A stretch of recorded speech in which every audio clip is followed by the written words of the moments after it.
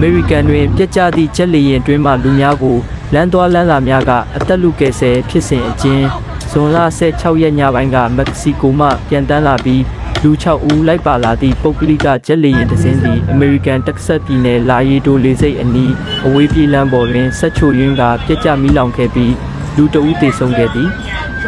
အသက်လူကယ်ဆယ်မှုလေယာဉ်ပြက်ကျပြီးမိပြင်းထန်စွာလောင်ကျွမ်းနေစဉ်လမ်းသွားလမ်းလာပြည်သူများကပြင်းတို့၏ကားများကိုရက်ကာတူများနှင့်ခေါ်ပြားများကိုတုံး၍လေယာဉ်မူခန်းပြတင်းမှန်များကိုရိုက်ခွဲကာပိတ်မိနေသူများကိုအသက်လူကယ်ထုတ်ခဲ့ကြသည်လွတ်မြောက်လာသူများ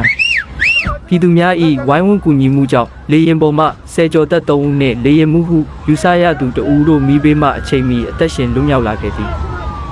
အမေရိကန်တွင်ပြက်ကျသည့်ဂျက်လေယာဉ်တွင်မှလူများကိုလမ်းသွားလမ်းလာများကအသက်လူကယ်ဆယ်ဖြစ်စဉ်အကျဉ်းဇွန်လ16ရက်ညပိုင်းကမက္ကဆီကိုမှပြန်တန်းလာပြီးလူ6ဦးလိုက်ပါလာသည့်ပုဂ္ဂလိကဂျက်လေယာဉ်တစ်စင်းသည်အမေရိကန်တက္ကဆက်ပြည်နယ်လာရီဒိုလေဆိပ်အနီးအဝေးပြေးလမ်းပေါ်တွင်ဆက်ချိုရင်းကပြက်ကျမီးလောင်ခဲ့ပြီးလူ2ဦးသေဆုံးခဲ့သည်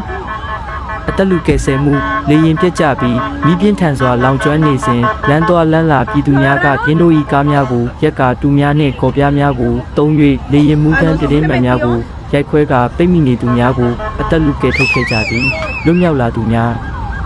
ပြည်သူများ၏ဝိုင်းဝန်းကူညီမှုကြောင့်လေယာဉ်ပေါ်မှဆယ်ကျော်သက်3ဦးနှင့်လေယာဉ်မှုဟုယူဆရသူ2ဦးတို့မိဘေးမှအချိန်မီအသက်ရှင်လွတ်မြောက်လာခဲ့သည်